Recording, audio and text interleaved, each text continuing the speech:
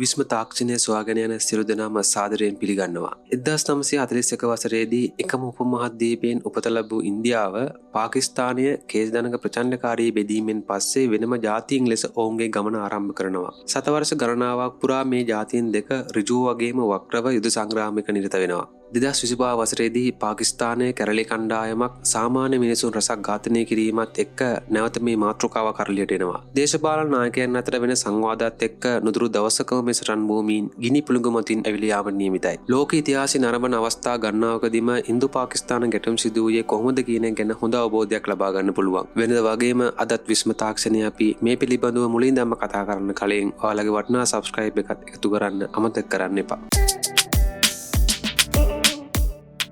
අංක 1 පළමු කාශ්මීර යුද්ධය 1947 වසරේදී මේ රටවල් දෙකම බ්‍රිතාන්‍ය පාලනයෙන් නිදහස ලබාගෙන මාස කිහිපයකට පස්සේ පළවෙනි ප්‍රධාන ගැටුම ඇති වෙනවා. මේ ගැටුමටත් හේතු වුණේ ඉන්දියාව සහ පාකිස්තානයේ හිමිකම් කිව්ව කලාපයක් වන කාශ්මීර භූමිය. කාශ්මීරයේ බහුතර මුස්ලිම් ජනගහනයක් ඉන රාජ්‍යයක් වුණත් හින්දු මහරජා හරි සිං විසින් පාලනය කරන්නට වුණා. දේශපාලන වචන හෝමාරු වැඩිවීමත් එක්ක මේ තත්ත්වය නරක අතර හැරුණා. එක් අවස්ථාවකදී පාකිස්තානයේ සටන්කරුවන් කාශ්මීරයට ඇතුළු වෙලා ඒ ප්‍රදේශය අත්පත් කරගන්න ක්‍රියා කරනවා. මේ වෙලාවෙදී මහරජා හරි සිං ඉන්දියාවෙන් යුද ආධාර ඉල්ලීමක් කරනවා. ඉන්දියාව මේකට සහාය වෙන්නේ කාශ්මීරයේ ඉන්දියාවට පවරා දීමේ එකඟතාවයත් එක්ක. මහරජා හරි සිං ගිවිසුමට අත්සන් කිරීමෙන් පස්සේ ඒ ප්‍රදේශ ආරක්ෂා කිරීම සඳහා ඉන්දියා හමුදා කාශ්මීරයට ඇතුළු වුණා. මේක මහා පරිමාණ යුද්ධයකට හේතු වුණා වගේම දෙපාර්ශ්වයේම කාශ්මීරයේ පාලනය සම්බන්ධයෙන් සටන් කිරීමේ ආරම්භක මොහොත බවට පත් වුණා. යුද්ධය 1948 වසර දක්වා දිගින් දිගට මැදී යාමත් හින්දා එක්සත් ජාතීන්ගේ සංවිධානයේ මැදිහත් වීමෙන් සටන් විරාමයක් ඉල්ලා සිටියා. ඒ වෙනකොට මේ යුද ගැටුමේ ප්‍රතිඵල දෙපාර්ශ්වයේම දහස් ගණනකගේ ජීවිතාන් රැසක් සිදු කරලා තිබුණේ. මේ කලාපය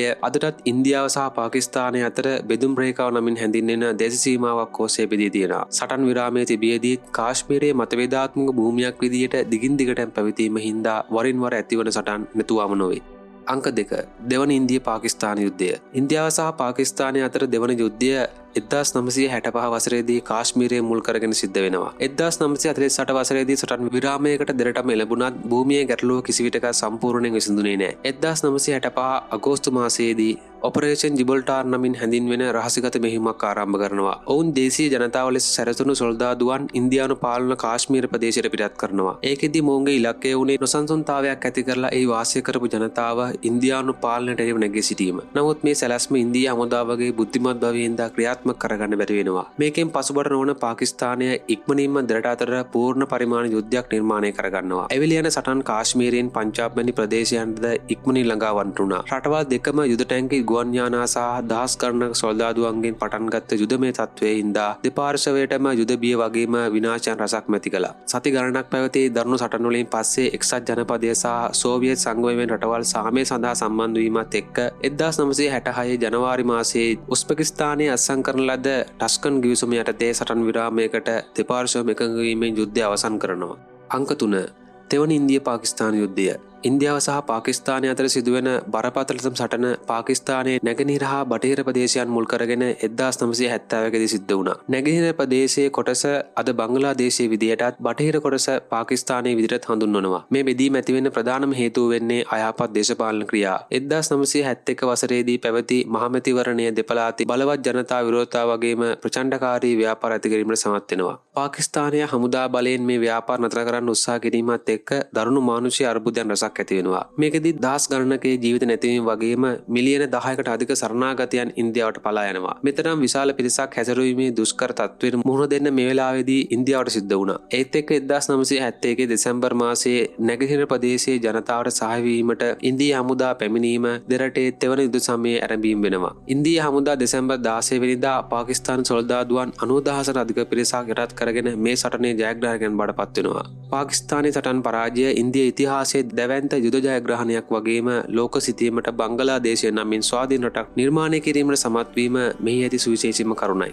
අංක 4 කාගිල් යුද්ධය. කාගිල් යුද්ධය ඉන්දියාව සහ පාකිස්තානය අතර සිදුවන සිව්වන ප්‍රධාන ගැටුම් බවට පත් වෙනවා. 1999 වසරේදී ඉන්දියානු පාලන ප්‍රදේශයක් වන කාශ්මීරයේ කාගිල් ප්‍රදේශයේ අයිතිය වෙනුවෙන් මේ සටන් පවතිනවා. කාගිල් කියන්නේ හමුදා ක්‍රියාකාරකම් සිදු වුණ කුඩා කඳුකර ප්‍රදේශයක් වුණත් සටන් දියත් කිරීම සඳහා සුදුසුම ස්ථානයක්. මේ පිළිබඳව දැන සිටි පාකිස්තාන සටන්කාමින් එහි සූක්ෂම ක්‍රියාකාරකම් රසක් සිදු කරගෙන යනවා. 1999 මැයි මාසයේදී කාගිල්ලි හිම සහිත කඳුකරයේ අසාමාන්‍ය ක්‍රියාකාරකම් තරම් ඉන්දිය සොල්දාදුවන්ගේ නෙත කැටෙන්නේ මේ වගේ අවස්ථාවක. නිවැරදිව පරීක්ෂා කිරීමෙන් පසුව පාකිස්තාන සොල්දාදුවන් සහ සන්නද්ධ සටන්කරුවන් රහසිගතව දේශසීමා තරණය කරමින් ඉන්දියානු භූමියේ උස් කඳුමුදුන් පාලනයට ගෙන ඇති බව පෙනී යනවා. මේ කඳුමුදුන් ඔවුන්ට ඉන්දියා හමුදා සැපයුම් මාර්ගවලට පහර දීමට ශක්තිමත් ස්ථානයක් ලබා දීමට සමත් වෙනවා. මේ සඳහා ඉක්මනින් ඉන්දියාව විජයගෙන මෙහෙයුම ආරම්භ කරනවා. සතුරා කඳුමුදුනේ සිටීම නිසා වගේම සීතල උෂ්ණත්වයක් යටතේ කඳුමුදුන් ඉහළට නැගීමට සිදු වූ නිසාත් ඒ ඉතා දුෂ්කර මෙහෙයුමක් වුණා. මාස දෙකක සටන් වලින් ඉන්දියාව මේ භූමිය ජීවිතහානි රැසක් එක්ක නැවත ලබා ගන්නවා. 1999 ජූලි මාසයේ වෙනකොට බොහෝ පාකිස්තාන ආක්‍රමණිකයන් ඉවත් කිරීමත් එක්ක යුද්ධය අවසන් වෙනවා. මේ කාලය තුල ජාත්‍යන්තර සංවිධාන රැසක් ඉන්දියාවට සහාය දැක්වීම ඉදිරිපත් වුණා. එක්සත් ජනපදයේ සහ අනෙකුත් ගෝලීය බලවතුන් බව පාකිස්තානයෙන් තම හමුදා ආපසු කැඳවල සිල්ලා සිටියා. ඒ වගේම සාමග විසුමක් පවතින කාලයක මේ පාකිස්තාන කැරලිකරුවන්ගේ ක්‍රියාකලාප ඉන්දියාව පාවා දීමක් විදියටත් හඳුන්වන්නට වුණා. අංක 5 ඉන්දිය පාර්ලිමේන්තු ප්‍රහාරය 2001 වසරේ දෙසැම්බර් මාසයේ ඉන්දියාවේ නවදිල්ලියේ පිහිටි පාර්ලිමේන්තුවට සන්නද්ධ ත්‍රස්තවාදී පිරිසක් ප්‍රහාරයක් දියත් කරනවා. ඉන්දිය නායකයන් රැසක් එකතු වෙන මේ ස්ථානයට එක්වුණු ප්‍රහාරය රට පුරාම ආරක්ෂක ගැටලු රැසක් ඉස්මතු කිරීමට සමත් වුණා. කොහොම වුණත් මේ ප්‍රහාරයෙන් නායකයන් කිසිවෙකුට හානියක් කිරීමට සමත් නොවුණත් ආරක්ෂක නිලධාරීන් කිහිප දෙනෙකු මරණයට පත් කරනවා. ඉන්දියාව මේ සම්බන්ධයෙන් දැඩිව ජයිස්-ඊ මොහමඩ් ලක්ෂර්-ඊ තායිබා කණ්ඩායම් වෙත චෝදනා කරමින් ප්‍රකාශ කරන්නේ පාකිස්තානයේ උන්ට සහාය දක්වන බවයි. නමුත් පාකිස්තානයේ මේ චෝදනාවන් ප්‍රතික්ෂේප කළත් ඉන්දියාව දැඩි කෝපයට ගෙනීමට සමත් වෙනවා. මේ හේතුන් එක්ක දහස් ගණනකේ හමුදාවන් දේශසීමාවන්ට කැඳවීමට ඉන්දිය රජය තීරණය කරනවා. 2001-2002 වසර ඉන්දු පාකිස්තාන ගැටුම් විදිහට මේක හඳුන්වනවා. දෙරටේ න්‍යෂ්ටිකාව පැවතීම හින්දා බොහෝ දෙනෙක් බලවත් සටනක අපේක්ෂාවෙන් හිටියත් මාස ගණනාවක් කුඩා සටන් කිහිපයකින් යුද්ධය අවසන් වෙනවා. කොහොම වුණත් දෙරටේම යුදගිනි ඉක්මනින් ඇවිල යාමට කල්ගත නොවන බව මේ හේතුන් හොඳින් පෙන්වා දෙනවා. අංක 6 මුම්බායි ප්‍රහාරය 2008 වසරේ නොවැම්බර් මාසයේදී ඉන්දියා ඉතිහාසයේ දරුණුම ත්‍රස්තපහාරය රටේ අගනුවර වන මුම්බායිහිදී ක්‍රියාත්මක වෙනවා. 10 දෙනෙකුගෙන් යුක්ත සන්නද්ධ ත්‍රස්තවාදී කණ්ඩායමක් පාකිස්තානයේ මුහුදු මාර්ගයෙන් පැමිණිලා හෝටල්, දුම්රිය ස්ථානයක්, රෝහල් ආගමික මධ්‍යස්ථානයක් ඇතුළු ජනාකීර්ණ ස්ථාන කිහිපයකටම මාරාන්තික ප්‍රහාර එල්ල කරන්නට වුණා. ප්‍රහාරයෙන් 170 අධික පිරිසක් මිය යාම වගේම තවත් 100 ගණනක් තුවාල ලබන්නට වුණා. දින 4ක් පුරා පැවති සටන් මුළු රටම බියෙන් හා කෝපයෙන් බලා සිටින මොහොතක් වුණා.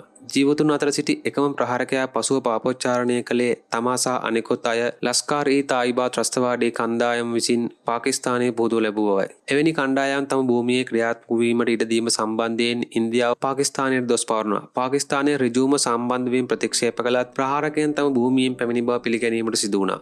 මේ ඉන්දු පාකිස්තාන සම්බන්ධතාවල විශාල අර්බුදයක් නිර්මාණය කිරීමට නැවත සමත් වෙනවා. ප්‍රහාරවලින් පසු යුද්ධයක් නොතිබුණත් දෙරට අතර තත්ත්වය ඉතා නොසන්සුන් වීම ඉන්දියාව පාකිස්තානය සමග සාමසාකච්ඡා නැවැත්වීමටත් රටපුර ආරක්ෂාව වැඩි කරන්නටත් ක්‍රියාමාර්ග ගත්තා. මේ සිදුවීමට ගෝලීය සංවිධානයන්ගෙන් දැඩි ප්‍රතිචාර එල්ල වූ අතර ඔවුන් පාකිස්තානයට ත්‍රස්තවාදී කණ්ඩායම් වලට එරෙහි පියවර ගන්නා ලෙස ඉල්ලා සිටියා.